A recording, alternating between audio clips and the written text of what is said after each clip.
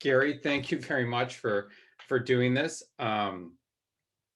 Before we dive into the book itself, tell me a little bit about the question you were trying to answer as you started this. What was the genesis of the project, and why did you want to answer it? Well, there are two ways to think about this. One is I had a friend in the science writing community. This is a brutal, honest answer. So I had a friend in the science writing community who she has type 1 diabetes. And she took me aside at a science writing conference in San Antonio, Texas, and said I had to write Gary's food rules. She had studied journalism with Michael Pollan, and he had his book Food Rules. So he did Omnivore's Dilemma and Defense of Food, and then Food Rules. And the Food Rules book, as she told me, they had only published in paperback because they didn't really expect much to happen with it. It was like 3 weeks of work, and it was a massive bestseller. And she said I had to do the same. People only wanted to know what, they just want to know what to eat. Tell them what to eat. And I thought, oh, that's an interesting idea. So I pitched to my agent who liked it, and we pitched it to the publishers who liked it, and I got a contract to write Gary's Food Rules, and I decided I didn't want to write that book because it doesn't interest me. So what I wanted to do was, I'm always trying to answer the question. The question ultimately being answered is, how do we get the medical research establishment and the medical establishment to take these ideas seriously, right? So what do you have to argue? What do you have to present to them such that they may read what you write, which they don't have to, and embrace the ideas? How do you chisel away at a dogma and get an alternative way of thinking and an alternative solution accepted? And so I thought, the book we need now is a book that looks at where this sort of incipient revolution is after 20 years. And there are now, by my estimate, a few tens of thousands of physicians worldwide who have decided to go against their own medical research, medical advisory councils, and both eat and prescribe something of a radical diet. So what can I learn from them about the challenges and where they stand? And in the writing, how can I present this to physicians, to people who are open-minded but still believe the conventional thinking in such a way that they'll seriously consider the possibility that this is right and that they were wrong over all these years. When you went to do a book like this, to do this book, did you, the research process, who do you talk to, and how do you start that? And do you talk to clinicians, researchers? How many folks do you end up talking to as you put together a project like this? Okay, so this is still in part unpacking my original research from 1999 to 2006 or so. So originally what I wanted to know, just ask the question is, we have these hypotheses of healthy eating in America or around the world now. Are they true?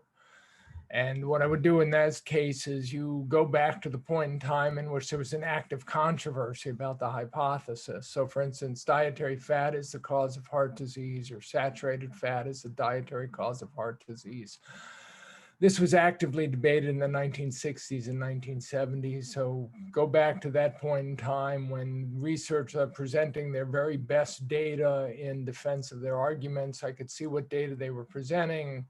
I could talk to those researchers if they were still alive. And again, because my research began around 1999, many of them were. And then go forward and back from there. By the time I'm writing this book, what I want to know is, the challenges faced by clinicians and the challenges faced by the patients of these clinicians when they prescribe low carbohydrate, high fat diets, keto diets. And and here it gets a little solipsistic. basically I reach out through social media to physicians who have converted to my way of thinking. And I say, I want to interview them about the conversion process and I get mostly physicians who have read my books and decided that, what I'm arguing, and others like Nina Teicholz and Steve Finney and Jeff Volek and David Ludwig and Eric Westman and, this low carb community are arguing, and then have shifted. And basically anyone who responded, I was happy to talk to. And by the end of the day, I'd interviewed over 120 physicians, another 20 dietitians, chiropractors, a dentist. I mean, the dentist, it was interesting. I was only one though.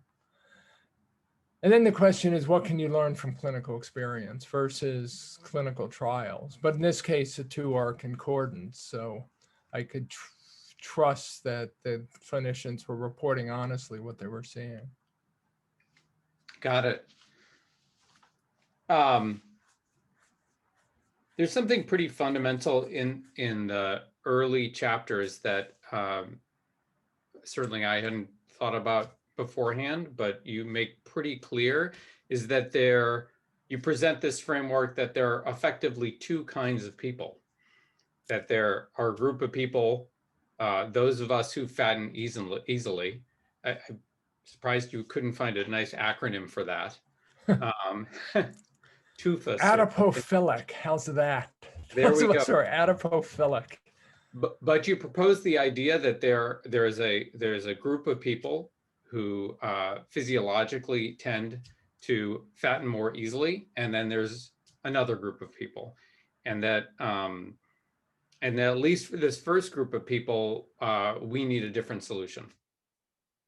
Well, this is a little bit embarrassing in that so I've been working on this since 2000. My first book was published in 2007, and 20 years later, I'm still realizing things I should have realized all along. On one sense, it's kind of obvious, right? That you almost have to be blind to not realize that some people fatten easily and others don't. Okay, so, and it's funny, when I was growing up in this late 1960s in junior high and high school, and back when we had one, maybe two kids with obesity in each year of my high school, we didn't think of them as children who ate too much or children who were gluttonous or slothful, regardless of how much they ate or how much they exercised. We just thought of them as kids who were obese. So they were fatter than the rest of us. They were different than we were.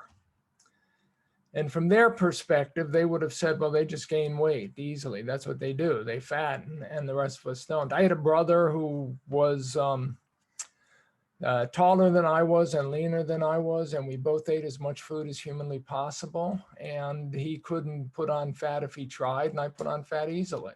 So it's sort of, if you have a child who's struggles with obesity, that child fattens easily. That's what they do. That's what differentiates them from your children that don't. So it was just, we've been thinking about obesity for so long in this country on the medical community is a disorder of intake and expenditure, energy imbalance. But if you just think of it in the simplest possible terms, some of us put on fat easily. Some of us can't stop ourselves from getting fatter. And we've always known people who were, it's funny, there's an obesity researcher, a British obesity researcher named John Garrow, who tried to do this experiment in the 70s where he wanted to increase his weight by 20%. He wanted to fatten himself, and he was going to force feed himself to do it. And he said he couldn't do it. He could not, no matter how, he couldn't force himself to eat enough to get fatter, whereas there are clearly people out there who can do it effortlessly. So the question is, what's the difference between the two? And in this book, I wanted to make the point, and again, this seems obvious to me now, but our diet advice has always been from the lean person perspective. So what happens is you have these people who remain lean relatively effortlessly, and they tell everyone else how to eat to do what they do. So the idea is I remain lean, I eat a relatively healthy diet, fruits, vegetables, whole grains, beans, legumes. I do what I'm told to do, and I stay lean. Therefore, if everyone ate like me, they would be lean too. Thought process that I bring up, a cognitive phenomena that I bring up in this book. I'm sure, have you read Thinking Fast and Slow by Kahneman? Yeah. Remember, what you see is all there is. Why see Addy? Yeah. I mean, the book was incredibly thought-provoking, but that concept alone is, to me, was the most important concept in the book when you're trying to understand why people think differently than you do. You can always ask the question, what do they see that you don't? Sorry, I just got a text from my 15-year-old saying he helped me on the spelling bee puzzle in the New York Times today. Therefore, can he buy something with my credit card? Anyway, what you see is so lean people, all they see is that they maintain their weight relatively effortlessly, and they do it eating a relatively healthy diet, and they do it with whatever exercise they happen to do. And the assumption is that if the rest of us did it, we would be able to maintain our weight also. And that's purely an assumption. When the other observation is the world is full of people who can't maintain their weight. And many of them are doing their damnedest to eat in moderation and to eat the healthy diet that we're prescribed by the medical authorities. And so the question is, why are we failing? Is the advice wrong? Is the diet wrong? Are we different than the lean people in ways other than how much we eat and exercise? And that's the dichotomy I wanted to pry apart a bit in this book. Yeah, I think it's a framing that you have at least alluded to in the past, but it becomes the lens by which you start to take about the problem in this book. So it feels more central this time. And I don't know if something shifted in you, but I mean, there was, let me see if I can pull this up very quickly. I mean, I loved this quote, the Jean Mayer quote, or whatever description of the research he was doing. I think this was prior to him getting into the nutrition field, but when he was doing research before that, that his mice did not get fat by overeating; they got fat by eating. Well, and this is one of the again, another one of the revelations that I've stumbled on late in this career. Research on a chronic disease doesn't actually become experimental, and so really rigorous science until you have an animal model of the disease. Especially with something like obesity, you couldn't really do. What are you going to study in obesity? Without an animal model, other than can I put obese people on calorie restricted diets, or if they had thought about it back then, carbohydrate restricted diets, and see how much weight they lose compared to how much they eat and their hunger. But in this case, once you have animal models, you can study them. And the animal models in obesity were treated as confirming this idea that we get fat because we eat too much, which is a conventional wisdom. But when you actually looked at what the researchers reported, there was a common observation, which is that these animals would get obese even when they were food restricted. So Jean Mayer's line was that his obese mice got fat even when half starved. And I think in the 1950s, he didn't use this terminology, but he must have been studying the OB mouse, which had been discovered at Jackson Labs and then bred at Jackson Labs. And there were papers published where they would literally half starve these animals. So you measure the amount of food that a lean animal eats, and then you feed half of that to the obese OB mouse, and the mouse becomes obese anyway. So clearly they're not eating too much because you're starving them. So they must be somehow partitioning the calories preferentially into their fat stores. And the argument would be this is a fuel partitioning disorder. So, and this is very similar to what humans arguably would do. The world is full of obese individuals. And I use a quote in the book from a character in a George Bernard Shaw play from around 1910, in which he says, some of us get fat no matter how little we eat. We're just built that way. And I want to, in a sense, redefine obesity, which sounds hubristic beyond belief. But, we currently, it's defined today as a disorder of energy balance, of people eating too much and exercising too little.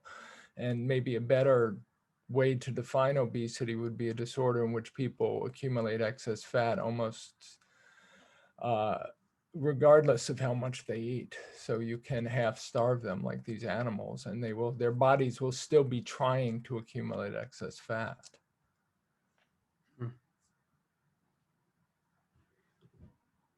The other person that pops up relatively early in the book is Edwin Astwood, and I had not heard of him prior to this. Tell me what he contributed to your thinking. Well, Astwood was the leading endocrinologist in the United States in the 1950s and 1960s. So let me give you the context, which is until 1930 or so, obesity, there were two theories of obesity among the, say, dozen or so clinical investigators around the world who were trying to think of what was going wrong with obesity. Some of them thought it was just eating too much, sort of gluttony and sloth, and some of them thought it was obviously some kind of hormonal regulatory defect. The hormonal regulatory defect was the preferred hypothesis of these German and Austrian clinical investigators. So an American comes along who we might talk about called Louis Newberg, who does a very simplistic experiment, the first experiment ever done on obesity, and says, I've proven that obesity is always caused by eating too much. It's always caused by an energy imbalance. It's always caused by too much intake. There's never any kind of endogenous physiological defect. It's always obese people just eat too much, whether they know it or not. And if they tell you they don't, they're lying. And because Newberg had done the first and only experiment, physicians kind of bought into it in the United States, again, not in Europe. But then World War II comes along, the European medical research establishment evaporates with the war. And this idea that obesity is caused by overeating becomes the conventional wisdom in the US. In fact, in the 50s, you could find medical textbooks, I have them, which say obesity is always caused by eating too much. It is a eating disorder. It is not a fat accumulation disorder or any kind of physiological defect. And as such, it starts, the people who begin to study it are psychiatrists and psychologists. So by the 1960s, obesity is being studied by psychiatrists and psychologists who are trying to change the behavior of the obese person such that they'll eat less. And Edwin Astwood comes along. He's an endocrinologist who has been studying thyroid hormones. He's done work that wins him a Lasker Award, which is one step below a Nobel. And towards the end of his career, he starts studying obesity. And in 1961, he is president of the Endocrine Society. So arguably the most influential endocrinologist in the country. And he gives his presidential address to the annual meeting of the Endocrine Society in Chicago. And it's called The Heritage of Corpulence. And he makes two arguments. The first is obesity has to be a genetic disorder. So Newberg, who embraced, who sort of promoted and is responsible for this energy balance thinking, said it was never genetic. If anything, parents with obesity taught their kids with obesity how to eat too much. Because if it was genetic, then it might be physiological, it might be hormonal, it might be a regulatory defect, not an overeating problem. So Astwood in his talk says it's got to be genetic. Look, height's genetic, eye color is genetic, the size of our feet are genetic. Why would we expect anything less from obesity? You've got obese breeds of cattle and obese, like the pigs have their gluttonous, are gluttonous animals because they're obese. It's not the other way around.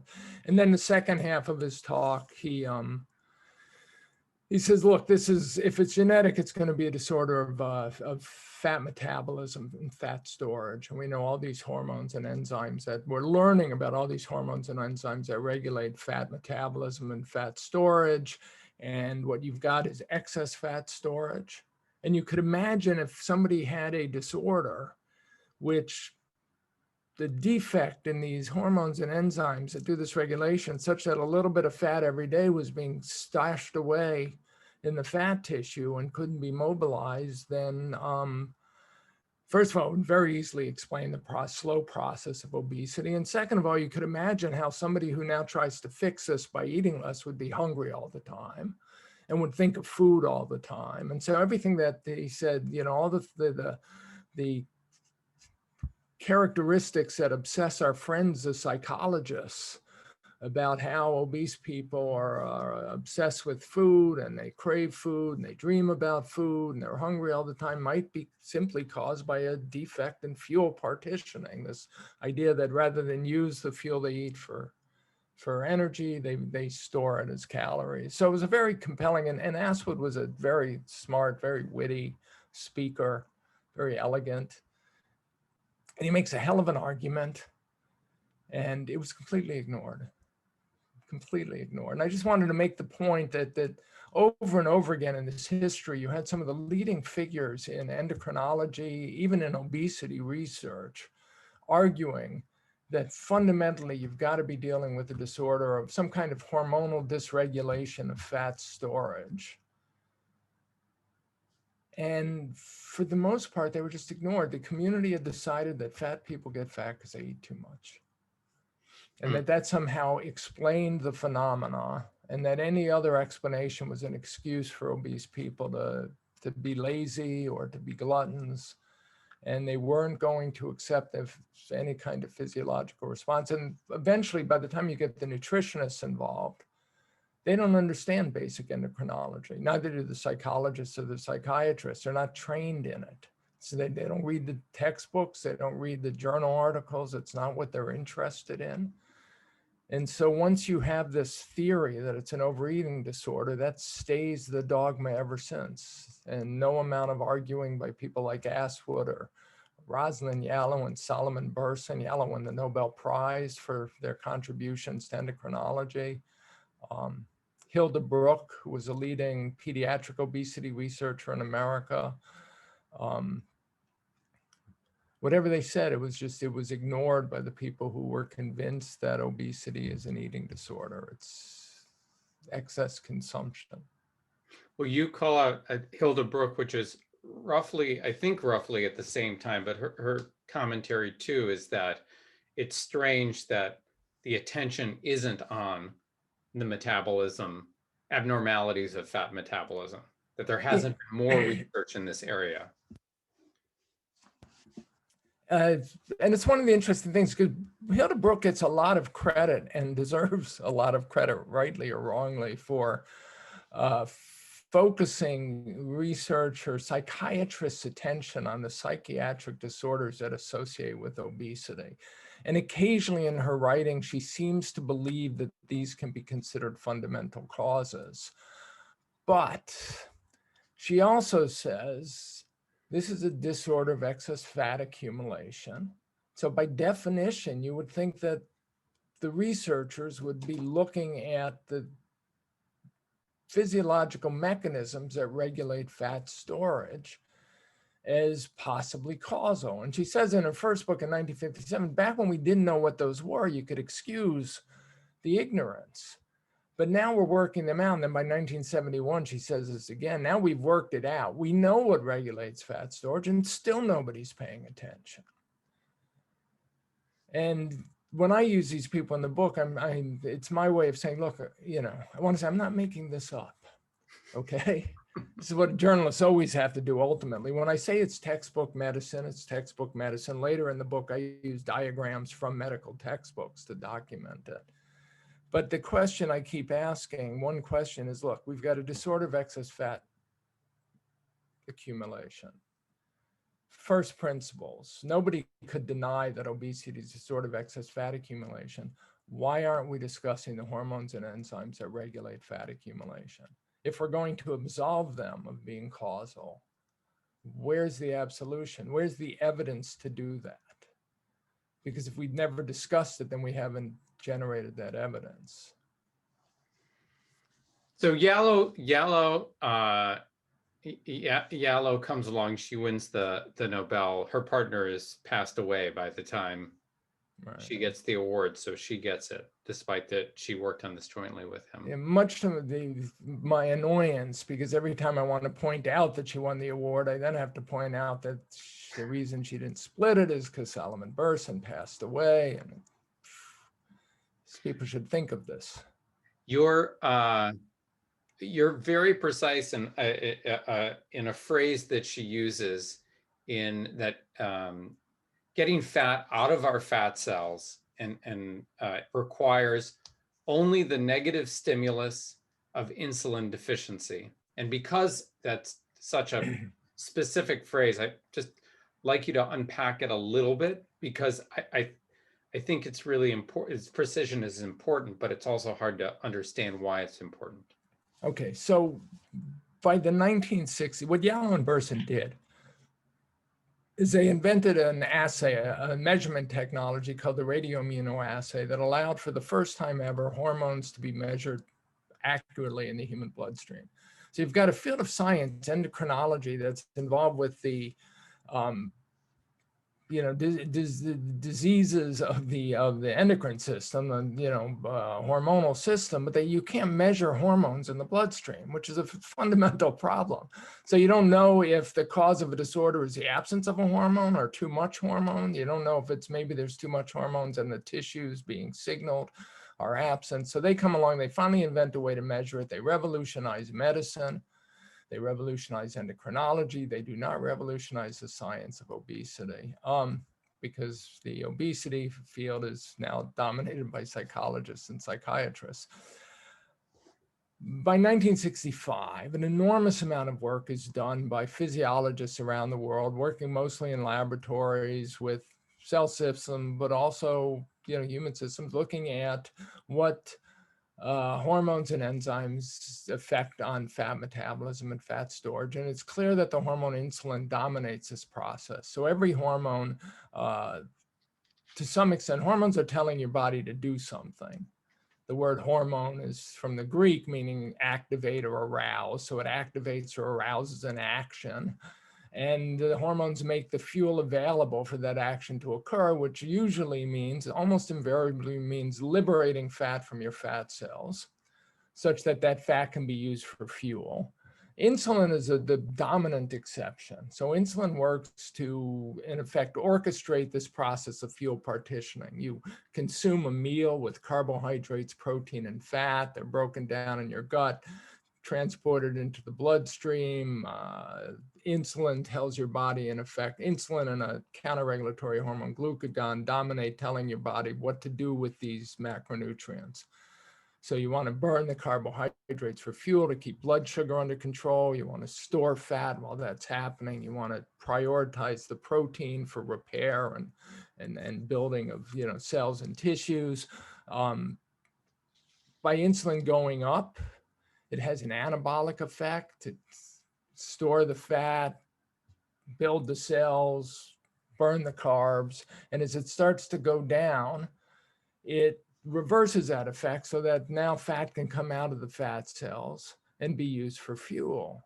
And this had been worked out by 1965. This is, again, textbook medicine. In fact, the American Physiological Society publishes a textbook to make this available to the community of researchers and physicians who might not read physiology journals. By this time, what they've learned about fat storage and fat cells, adipocytes, is that the adipocytes are exquisitely sensitive to insulin. So basically, if there's any insulin in the circulation at all, the fat cells will hold on to the fat. This will inhibit the process of lipolysis primarily. And lipolysis is a process by which fat molecules called triglycerides in the fat cells are broken down into individual fatty acids and a glycerol molecule, and those can escape through the cell membrane and be used, by the rest of the body for fuel. So as it turns out, to disinhibit this inhibition, to shut off this inhibition of lipolysis requires the absence of insulin in the circulation. So, and this is what Yalow and Burson referred to as a negative stimulus of insulin deficiency. If the fat cell doesn't sense insulin, that's the insulin deficiency, it'll let the fat out of the fat cells and the rest of the body can burn it for fuel. And then later on, by the 1970s, researchers had been working this out. One thing I didn't mention in the book, because I didn't know it at the time, is that the famous Harvard metabolism researcher and diabetes researcher, George Cahill, that by 1971 was basically publishing diagrams very similar to what I published in the book 20 years later. But when researchers started to quantify this negative stimulus of insulin deficiency, it turned out the insulin is so sensitive, the fat cells are so sensitive to insulin that it's almost like a switch. If there's no insulin, the fat is being mobilized from the fat cells. As soon as there's a little bit of insulin, boom, it shuts off. And you could see it such that you could imagine, and this is what George Cahill talked about in the prestigious American Diabetes Association talk he gave in 1971. You could imagine there's a switch, and the switch is off when insulin is low and fat's being mobilized and burned for fuel, and it's on when insulin is above low and fat is being stored and the body has to burn carbohydrates for fuel or protein. The more time you spend with the switch off, the leaner you are. And the more time you spend with the switch on, and during the course of the day, as you eat, as soon as you eat a little bit of carbohydrates or even think of eating carbohydrates, your pancreas starts secreting insulin and the switch is thrown and the fat cells go into storage mode. And so what, in an ideal world, if you balance the fat being mobilized when you're in switch off position with the fat being stored and switch on, then you remain at a stable weight. But if you're insulin resistant, which is what starts to happen in type 2 diabetes and what Yalow and Burson speculated could be the cause of obesity, when you're insulin resistant, your lean tissue doesn't respond to insulin the way it should. And now your body secretes more insulin and you're going to spend more time of the day with the switch on and your fat in storage mode.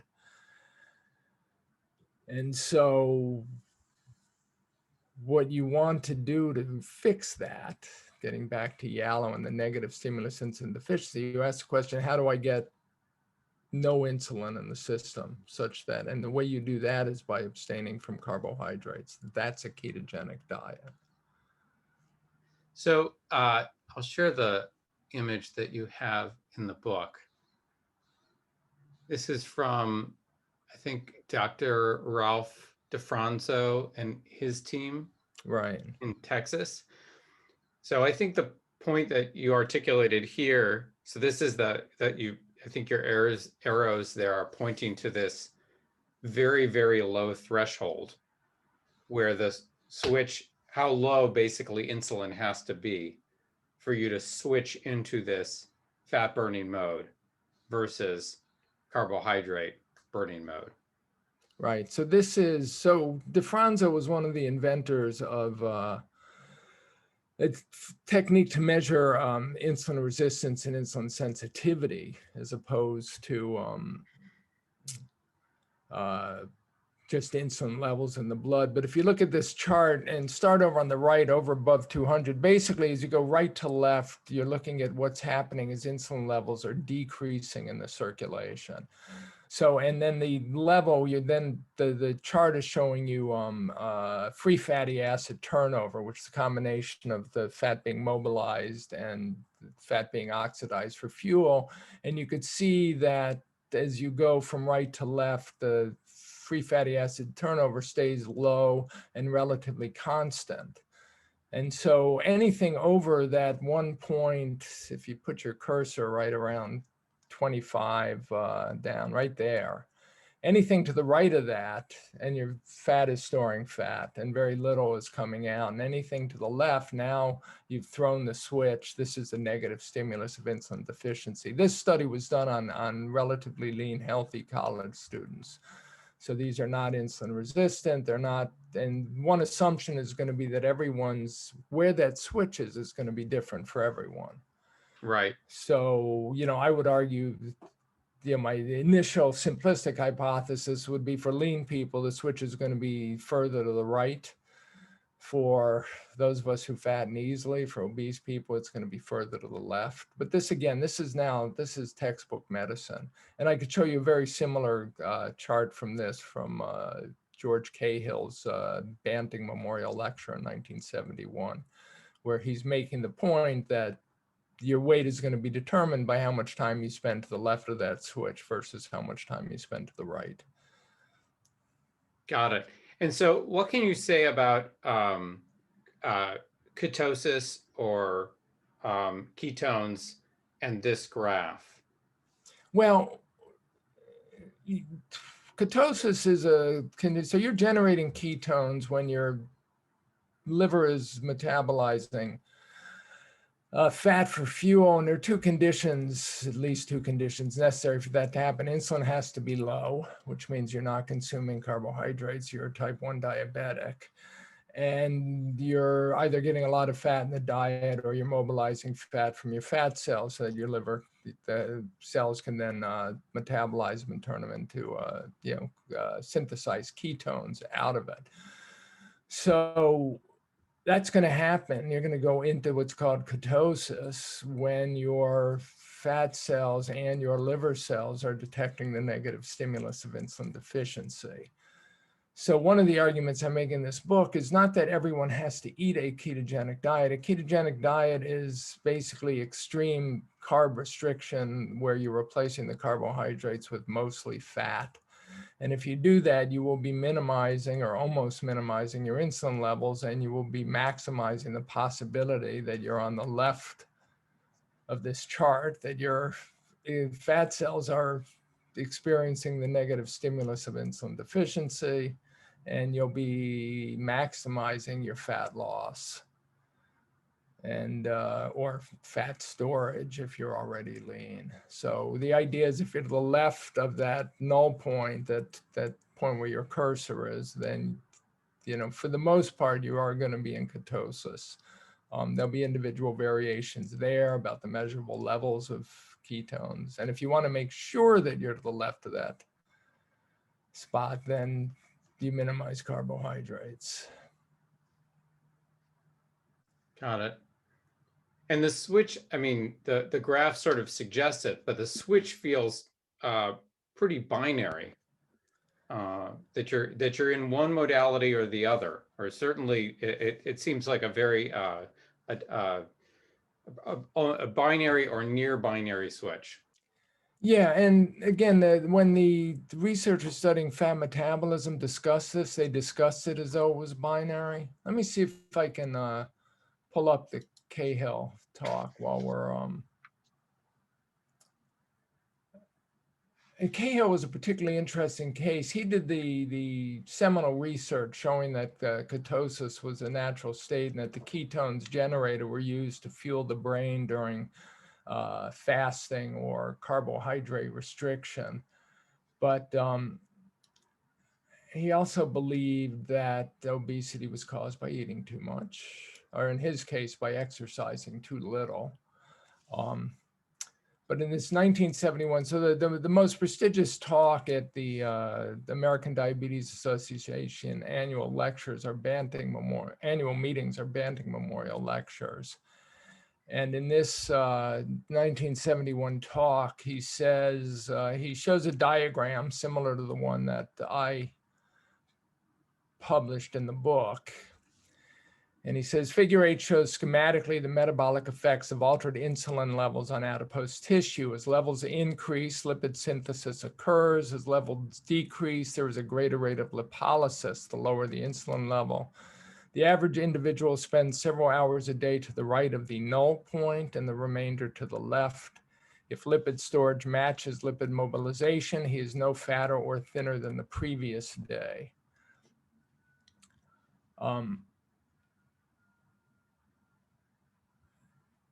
Let me see.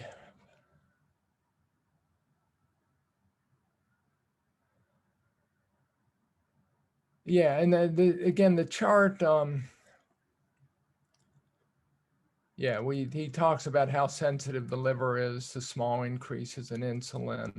The phrase used by DeFranzo and other metabolism researchers is exquisitely sensitive to insulin. So the tiniest bit of insulin, the implication is it's binary. Clearly, some level of fat metabolism goes on all day long, even when you're carb burning, when people measure what's called respiratory quotient, and you could look at whether or not they're burning carbs or fat, although that gets tricky because you never measure respiratory quotient at one point in time. So you can tell average over 24 hours whether someone's fat burning. But the implication here is it pretty much switches, or at least the fat cells mobilization of fat is virtually binary. It's either in storage mode or it's not.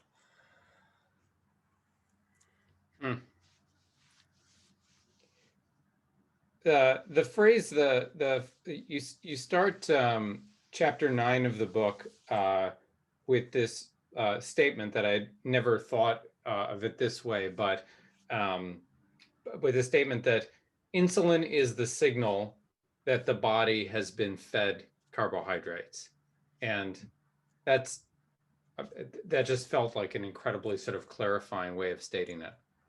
Well, and again, this is what fascinates me reading the research, because insulin is, so even Cahill, I wish Cahill was still alive. I interviewed him back in 2003, 2004, and he died about a decade ago. And he may have been suffering from dementia when I interviewed him. They'll talk about insulin being the signal for the fed state. So the idea that if you've eaten, insulin levels are secreted, but it's not. It's a signal that that we've eaten carbohydrates, or that glucose blood sugar levels have gone up and stimulated the pancreas to secrete insulin. Insulin will be secreted in response to protein too, but that signal is more complicated because protein will stimulate glucagon secretion and also growth hormone secretion. So you could argue that insulin is a signal that we've consumed carbs, insulin, growth hormone, and glucagon is the signal for protein. It's a carb-related phenomenon. It's driven by the carbs. It's a one way to think about it. And it's funny, when I interviewed, the reason I interviewed Cahill originally, so I mentioned 1965, the American Physiology Society published a 600-page handbook of physiology, which has been 50, 60 chapters of all the research by researchers discussing everything they'd learned about adipose tissue physiology in the decade previously, when these new tools are now available to study it. And they actually said in the introduction to this textbook that that they wanted to make all the science available to the medical research community that wouldn't read the textbooks. And Cahill had edited that textbook and co-edited it with a Swiss researcher. And when I went through the textbook, pretty much the message to me was that carbohydrates were regulating insulin secretion for all intents and purposes, and insulin was regulating fat accumulation. So one way as a journalist, I could confirm that this was still the message 30 years later, 40 years later, was to call up Cahill and say, look, has this been disproven? You know, maybe if I had the time to read all the literature in between, I'd find out that this was an interesting hypothesis, but that numerous research the projects had demonstrated it was false, misconceived. Anyway, I talked to Cahill, and he said, no, insulin stimulates carbohydrate, which carbohydrate stimulates insulin, which stimulates fat accumulation. And I said, okay, so considering that, why don't you come out of this period in time with the hypothesis that if you reduce carbohydrate consumption, you'll reduce insulin, and that in turn will reduce fat accumulation, since seems to be a logical implication of what you're telling me. And Cahill's response was that they didn't, because they knew what caused fat accumulation. It was eating too much and exercising too little. So they didn't need a hypothesis.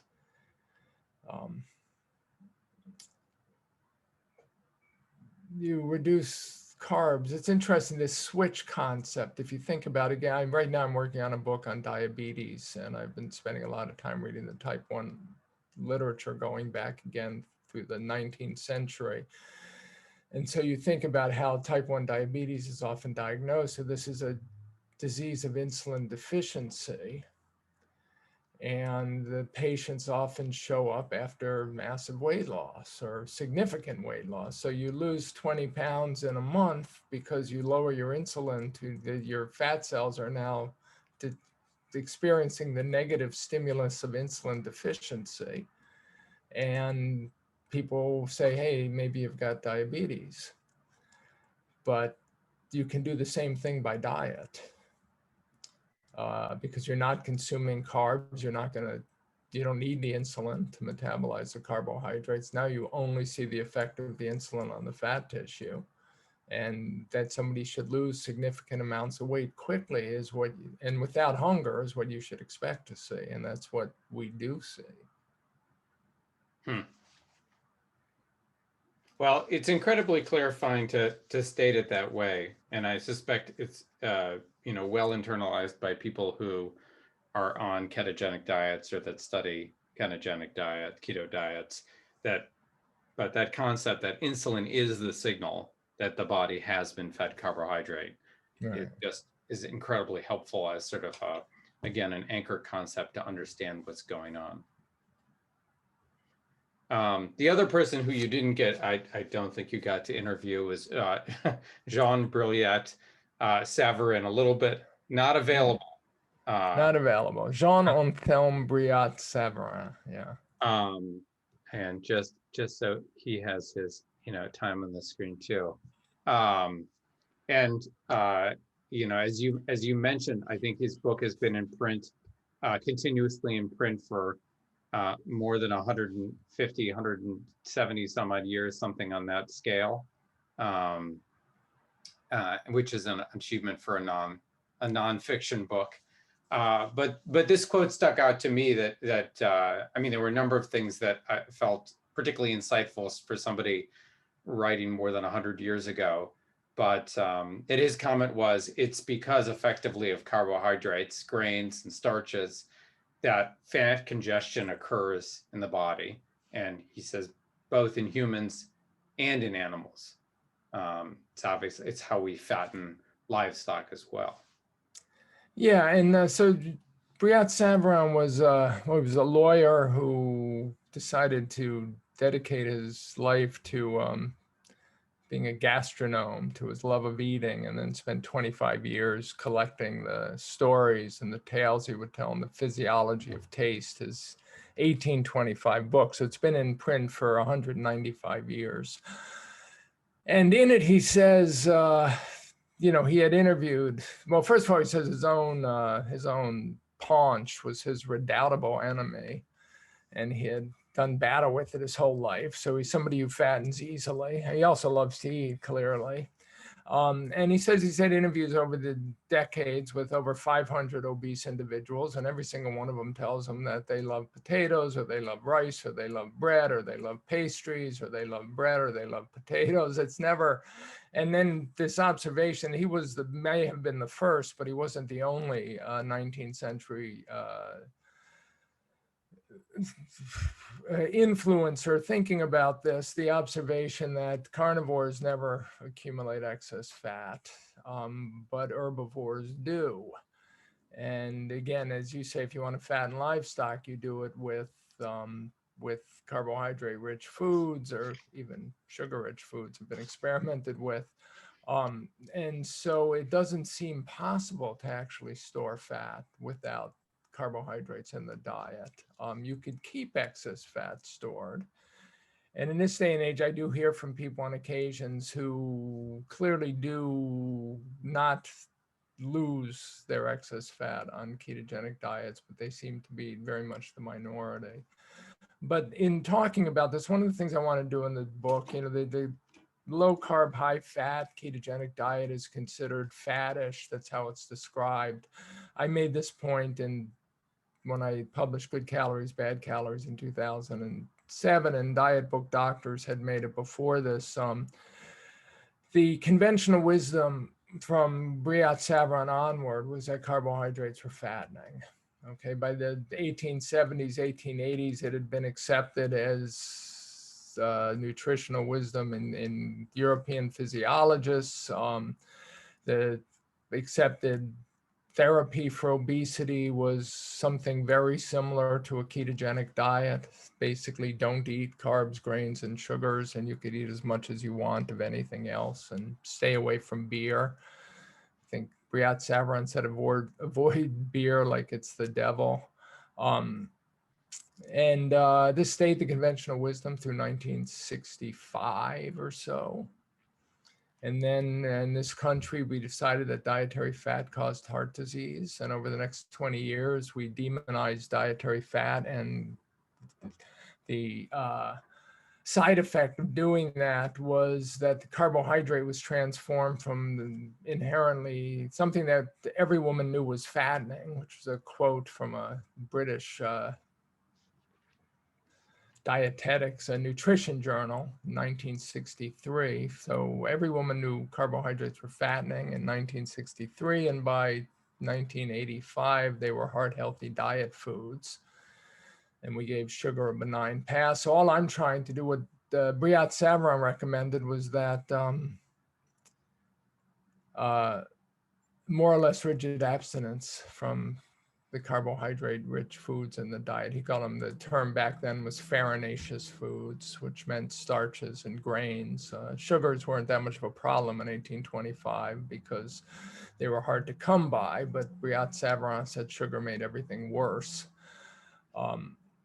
So that was basically the conventional wisdom through the 1960s and until the beginning of the obesity epidemic, when we overturned that and turned carbohydrates into heart-healthy diet foods. That coincides with the explosion in obesity and diabetes rates in the US.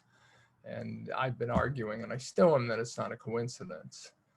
So more or less rigid abstinence to carbohydrates is sort of another phrase I keep coming back to, along with Yalow and Berson's negative stimulants of insulin deficiency.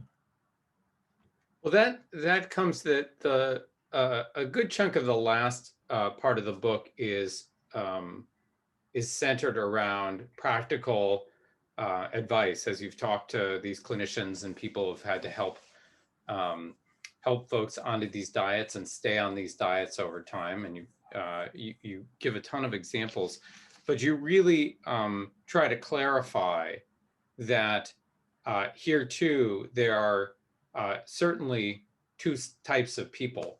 And there are some people who can moderate, but then there are a lot of us that need, particularly in the category of those who fatten, those of us who fatten easily, there are, most of us probably have to be pure abstainers, meaning it's a very clear blacklist, and it's a pretty absolute blacklist.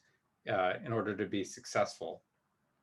Well, and there's a lot of thinking that goes into this. As we discussed, I interviewed about 120 odd physicians, and one of the common themes was thinking of this problem as a sort of carbohydrate dependency problem or a carbohydrate addiction problem, and their clinics as almost like rehab.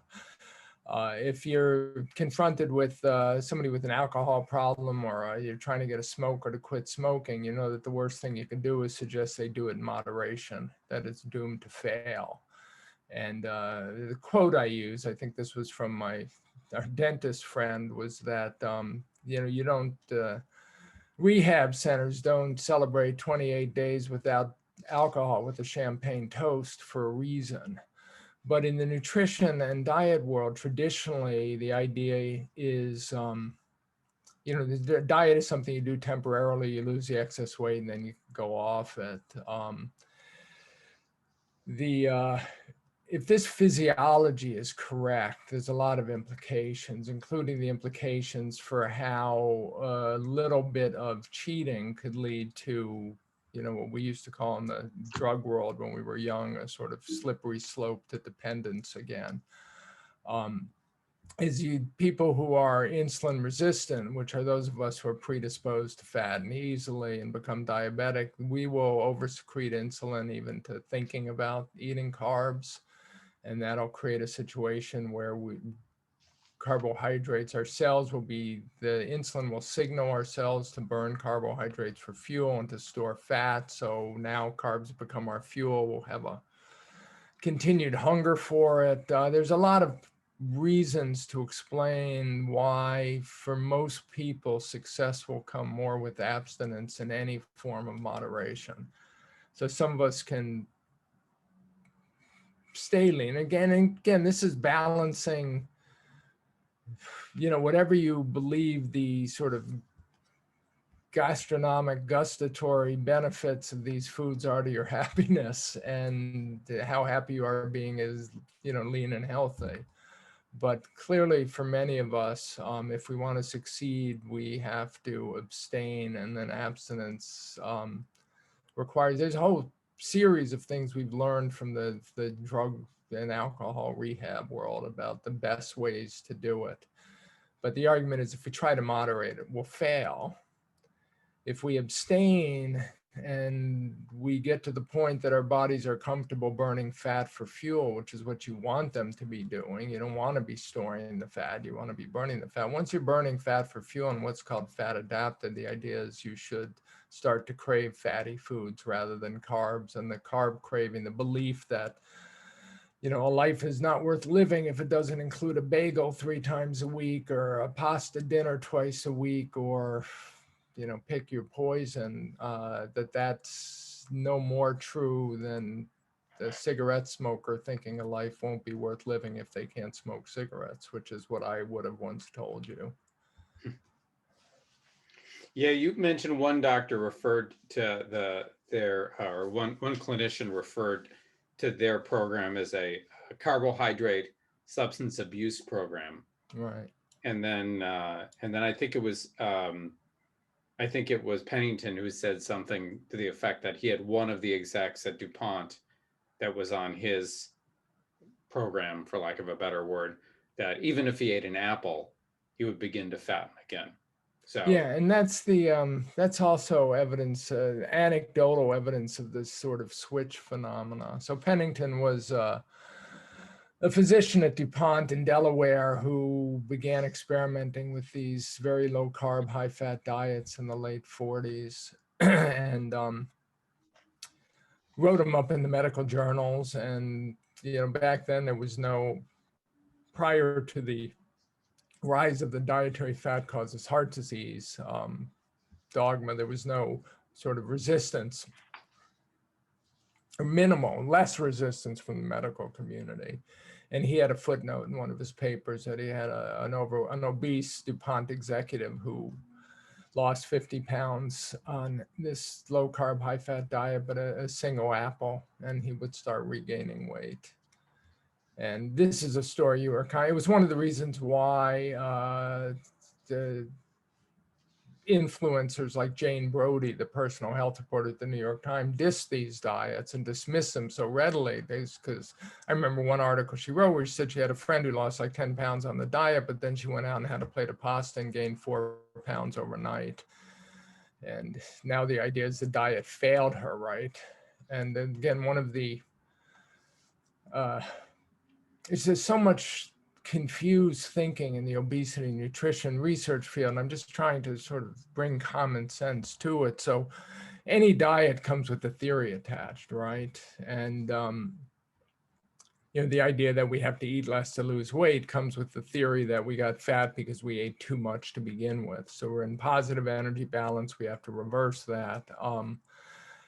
The idea here is that carbohydrates are fattening because of these insulin dynamics we've been discussing and the physiology and regulation of fat cells, and they'll always be fattening.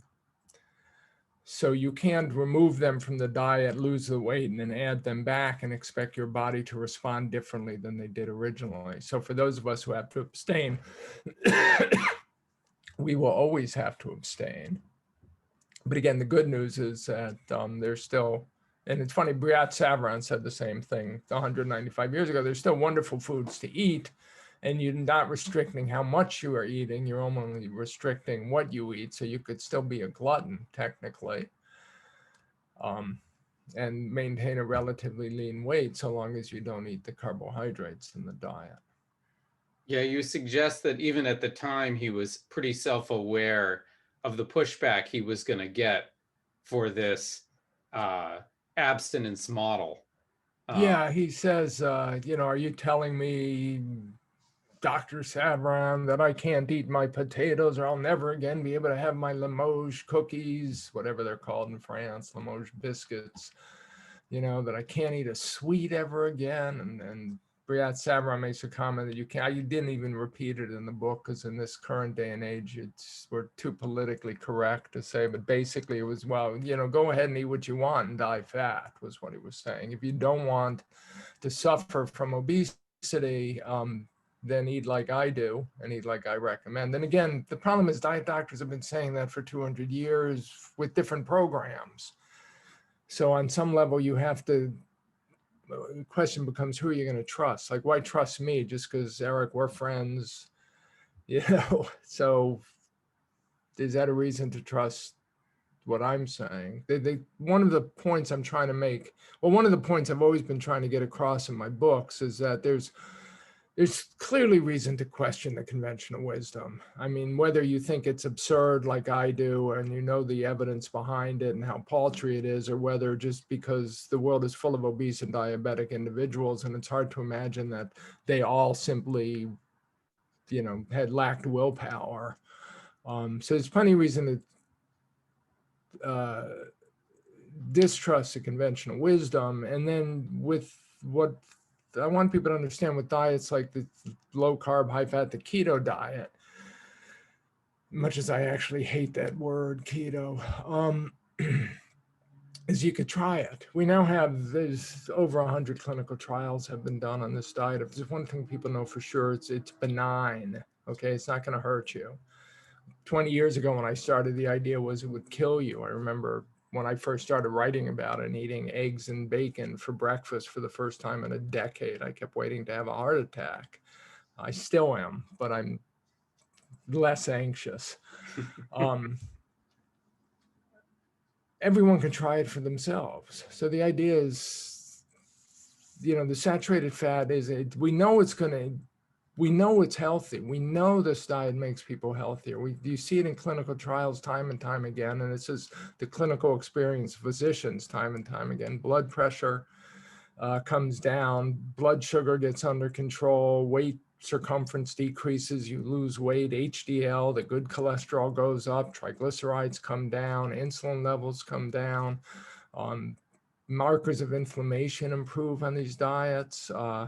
Verta Health, the San Francisco startup that has been running a clinical trial out of University of Indiana and is now, I think, getting ready to publish their 5-year follow-up data. In their 2-year data on nutritional ketosis, 22 of 26 risk factors improved when people eating the way that I'm advocating for and arguing for in this book. So we know that people get healthier. So you don't have to decide who to trust. You can try it for yourself. That's sort of the key. You can experiment yourself. And one of the things I'm trying to get people to realize is if they're going to do the experiment, do it right. So they know if it fails, they know that it failed despite the fact that they did it right. They don't have to question whether they did it wrong. So do the experiment yourself, see if you feel better. Well, I do think the framing is pretty critical. The first framing is there's a set of people who are not leaners, but those of us who fatten easily, and the second is, in that group, those folks may have to be abstainers, not moderators. Right. And I think both of those dimensions are pretty critical, or else the experiment really doesn't work. It isn't a temporary shift. It's you have a predisposition to accumulate fat, and if you want to lose the fat, you actually have to stop. You have to change the behavior permanently. It's not a temporary shift. Well, this is one of the stories I told in the book is, so I was at a diabetes conference in Aspen, and I was talking to a young woman who had been a subject in an experiment at Stanford, a clinical trial at Stanford that the not-for-profit NUSI that I co-founded had helped fund. And this was a trial that they were going to randomize, well, they randomized their subjects to what they called a healthy high-fat diet versus a healthy low-fat diet. By healthy, it meant both groups were restricting some carbs, already sort of a moral victory for those of us who have been arguing that carbs are the problem. So both groups restrict sugar and highly processed grains. And then one group eats a very low-fat diet, and the other group ideally restricts all carbs. And this woman who at the time was a graduate student at Stanford was about 5'5", and she said maybe 240 pounds when she started the clinical trial, and she was randomized into the low carb arm. And she was showing me her weight on her app on her smartphone. And so for the first 3 months, she was strictly abstaining. So remember, Briat Savron's advice, more or less strict abstinence from carbs. The first 3 months, she was strictly abstaining from carbohydrates, and she lost 30 pounds. At the 3-month mark, the researchers, and I'm a bit chagrined to have learned this after the fact, were encouraged their subjects to add carbohydrates back to the diet. This was their misunderstanding of what Atkins had advised, and they thought they were just following the Atkins program, and they didn't want subjects to drop out of the trial. And they were afraid that their subjects might miss carbohydrates so much that if they kept it strict, they would drop out. So they encouraged them to add carbs back. And this woman said she basically added back berries to the diet. And over the next 3 months, she lost only 5 pounds. And then they encouraged them to add back more carbs. And now she added back a little more carbs. And for the next 6 months of the trial, she didn't lose another pound.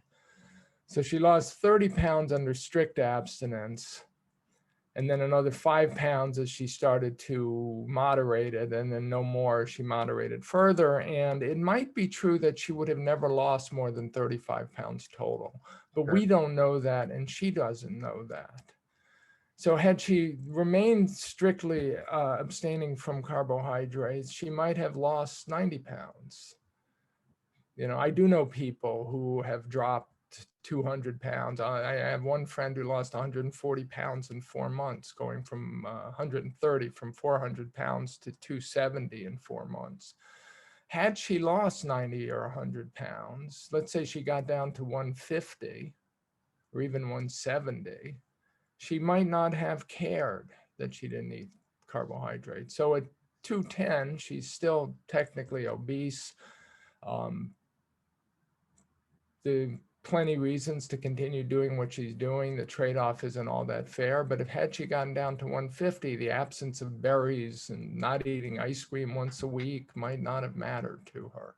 She might have been perfectly happy to remain a carb abstainer for life. And the problem is we'll never know, and she'll never know, because that's not what she did. So I'm arguing that when I talk about doing it right, I'm arguing for abstaining as the probable right way to do, because then if it fails, you know that it failed despite your best efforts, not because you were trying to moderate. And the way people used to think about this, right, and is, oh, if I'm going to do keto, can I eat the potato? Can I eat a sweet potato? Can I do this? Can I do that? And the argument is just don't. Do it right, see what happens. And then, and this was actually Atkins' argument in the 60s, lose the weight, abstain from carbs, eat the fat, lose the weight. And when you get to a weight you're comfortable with, then you could decide, is life without an apple so traumatic to you that you want to add an apple back once a week or once a day and find out what happens. And if you find out, like the DuPont executive, that one apple a day triggers you to start gaining weight again and triggers carb cravings again, then you may decide that apple isn't worth it. Yeah, I think both there's the physiological things that start to happen on one apple, and there's also for many people a set of psychological things that kick into place too, right? It's that we know some of these things from the other addiction and dependence programs too, which is there is no one apple. There's no one bite. There's no one bite of the apple, as they say. Well, this is, I often think in terms of smoking, since I was a cigarette smoker. And it's interesting. My wife can smoke socially. She actually, I don't think we have it anymore, but for years there was a pack of Marlboro Lights in the house that would last a year. And her friends would come over and they'd go outside and they'd smoke a cigarette. And then 2 weeks later, her friends would come over and they'd go outside and smoke a cigarette. She can also eat desserts in moderation. Whereas if I have a single cigarette, I'm back to being a smoker. And I can even guarantee that I won't like the taste of it. And yet, if my history is any indication, all I'll be thinking about after 24 hours is, when can I have my next cigarette? And yeah, I really think this is why, at some point this is why the segmentation of these two groups is so critical. Both, I mean, your wife is a different creature than you, right? And certainly in the moderator abstainer dimension. But again, there's a group of people who are leaners, and there are these those of us who fatten easily, and those are different creatures. And if we don't at least take that framework and try to address dieting and obesity through that framework as an experiment, it becomes almost an impossible experiment to manage. Right. And yeah, I'm curious how this book will be accepted, because these arguments, and to some level, when I was talking about those of us who fatten easily, I was thinking, as many of us have, I've been thinking for the last couple of years about the Me Too movement and then the Black Lives Matter movement, and the difference in perspectives, and why, especially with the Me Too movement, why my perspective as a white male, let alone an old white male, might not be that relevant to what a young female feels in in an office environment where she perceives a sense of sexual harassment. But again, it's this question of what you see is all there is. So for 100 years, our diet advice has come from thin people. The idea is that the fundamental assumption of our theory of obesity, that's an energy balance disorder, is that the difference between those of us who fatten easily and those of us who don't is how much we eat and exercise. And that there's no physiological difference. And therefore, the diet that the lean people eat is the diet that those of us who fatten easily should eat, but we just shouldn't eat as much of it. We shouldn't let our willpower collapse the way it always does. And the argument is, if we're physiologically different, then maybe we can't eat the diet you eat. I mean, I'm pretty sure I can't, but fundamental argument is if I eat fruits, vegetables, whole grains, beans, and legumes, just like I'm being told to eat, that's now considered the necessary even for the health of the planet. You might be perfectly content and remain lean on it, but I'm going to be either fatter or hungrier or most likely both. And that's the difference we have to understand. Is it simply possible that the diet on which lean people can thrive is a diet that makes the rest of us gain excess fat and get hungry? Yeah, well, it feels like both very strange that we haven't thought about it that way, but it makes a ton of sense that there are obviously at least two segments of people, but it is just interesting that our entire set of advice has been written as if there's one type of people and the rest of us are just incapable. Well, and even you look at the U.S. Dietary Guidelines, which just came out this past week, the new version, and the assumption is that there's one reference diet for all of us. And indeed, they insist, they don't advocate for low carbohydrate diets of any kind because they say they can't find enough clinical trials to support them. Remember, I said there are over 100 completed on clinicaltrials.gov. So the argument is that if you eat a low carbohydrate diet, you'll lose weight. Therefore, it's a weight loss diet. So it's not relevant to healthy people. But simultaneously, 2/3 of the population of the United States is overweight and obese. So maybe nothing they're telling, are they really putting out dietary guidelines for only 1/3 of the population? And that third is relatively young because then they'll get fatter as they get older, like most of us do. So it's sort of, I don't know, the level of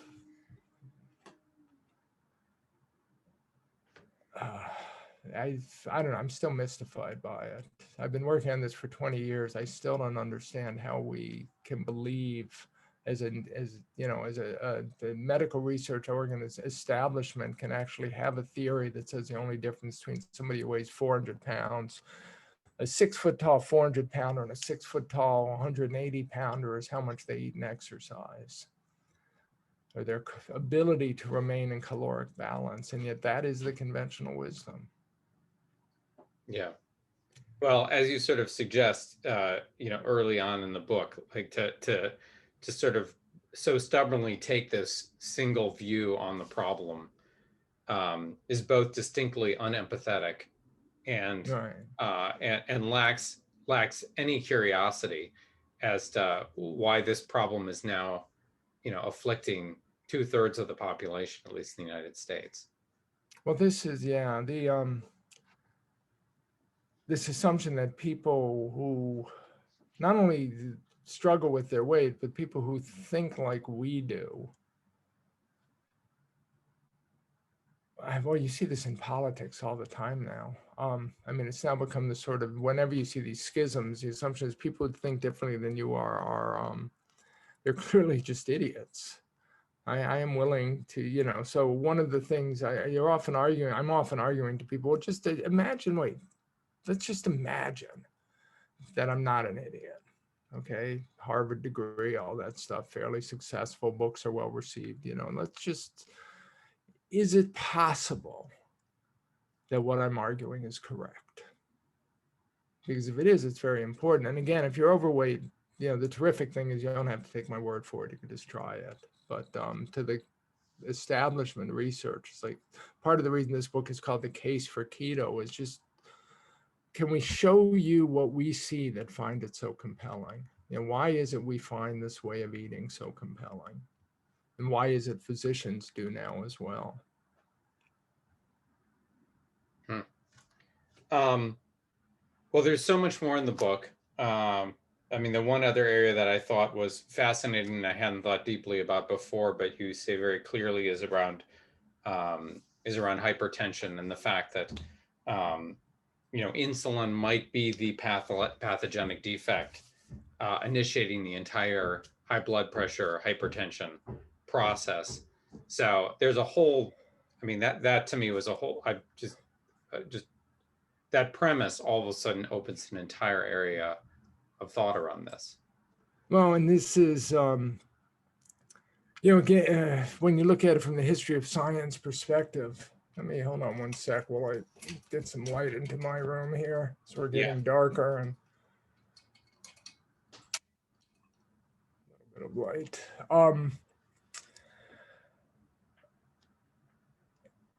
Insulin inhibits sodium, upregulates sodium retention by the kidney. Okay, so insulin is perceived as this hormone that's missing, deficient, or dysfunctioning in diabetes, and the only people who really study it are diabetologists. They even simplify it more to the point that it's the hormone that regulates glucose uptake. When again, it regulates all aspects of fuel partitioning in the body. But part of this process is it stimulates sodium retention by the kidney. So when insulin is elevated, it means you're eating a lot of carbs. So your body is trying to store carbohydrates as well as oxidized fuel, and it stores it as glucose, as glycogen.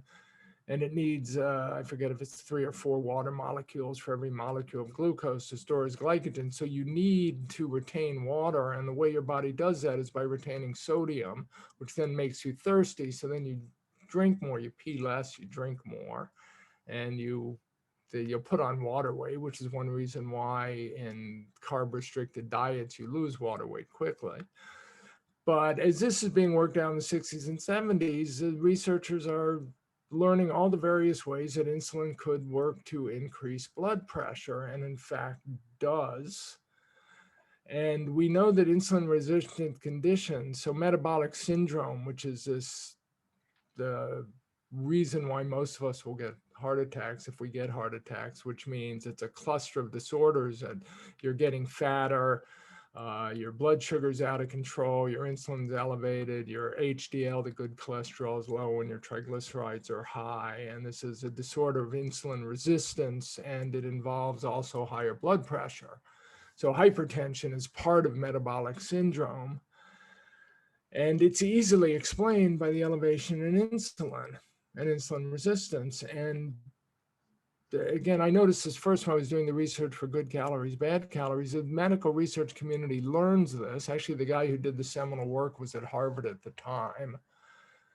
But it's only considered, because it's insulin related, it's only considered relevant to diabetes. So you could find a discussion on this insulin blood pressure connection in diabetes and in diabetes textbooks, but you don't find it as a speculation for why somebody might be hypertensive who's not diabetic. And the reason for that is because beginning in the 1960s, researchers started blaming hypertension on salt consumption. This was actually the very first investigative article I did for the journal Science, so it all comes back around. But it turned out I was fascinated by this controversy over whether sodium causes high blood pressure. And the reason there's such a controversy is because the experiments have never been able to demonstrate that this is true.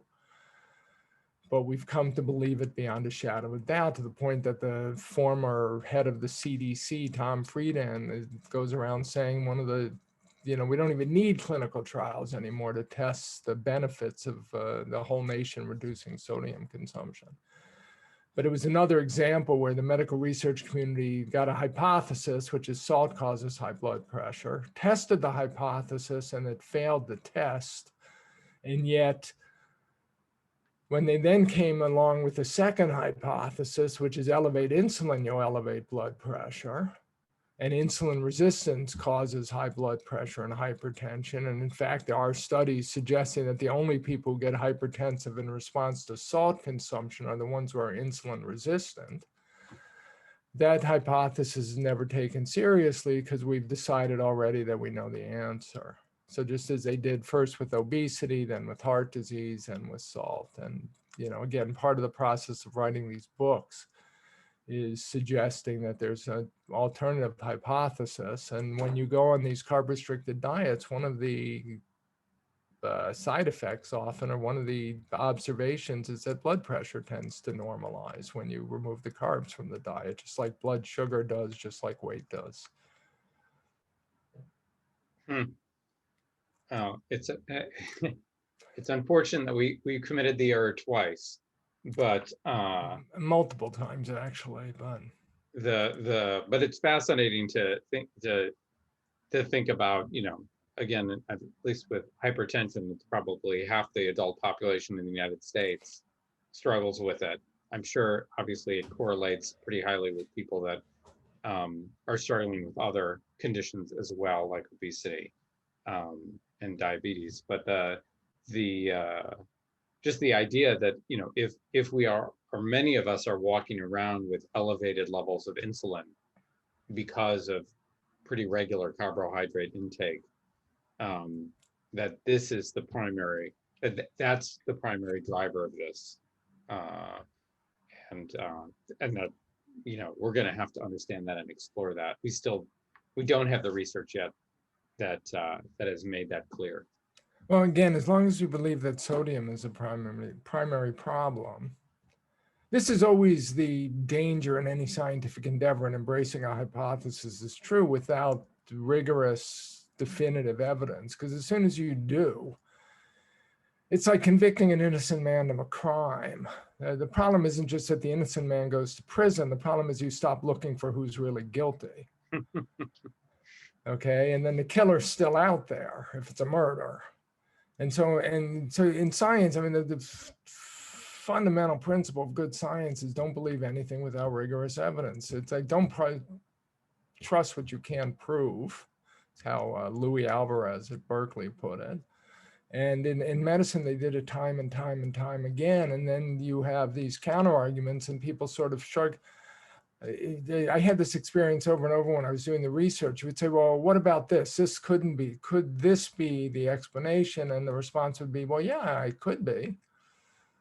Well, aren't you curious, right? You've spent your whole career trying to explain this phenomena. Here's an alternative explanation for it. You acknowledge it could be true. Don't you want to test it? And the answer is, well, yeah, not really, because I'm already telling people that my preferred hypothesis is true. So and I get into this in the book over and over again, the lack of fundamental curiosity in this field, where a lack of a desire to really understand what could be going on, which is, if science depends on curiosity like legitimate curiosity to answer questions, you can't just pretend to be interested so you can get funding. Well, it feels like on the clinical side, there is momentum that hasn't been there in the past. Yeah, no, and despite all my negativity, things are changing. Yeah, well, you brought up cases in the past of people like Blackburn, and I can't remember his partner at Harvard, but who did this for quite some years and probably treated, on the order of hundreds of patients, but then on some level left the field because they didn't have a complete model in their head, and people regressed, and it sounded like it just got frustrating. Well, and so Bistrian and Blackburn come up with this protein-sparing modified fast, they call it at Harvard. So they're treating obese subjects with a 700 calorie a day diet that's 50% fat and the rest protein. So it's you could think of it as it's going to assure the negative stimulus of insulin deficiency. And they have great results, 40-pound weight losses all the time. I think it was Bistrian who said we had so many subjects wanting to be in these diet programs, we couldn't beat them off with baseball bats. And they all had great success. But the problem is they're feeding 700 calorie diets. So they still think you have to lower the calories. Even they know you have to lower insulin. That's their thinking. But they're still stuck in this energy balance paradigm where they think they have to tell people to eat less. And the problem is, if you're going to keep insulin low, you got to, abstain from carbohydrates, and even 50, 60% of the amino acids in protein will be converted to glucose and can stimulate insulin secretion.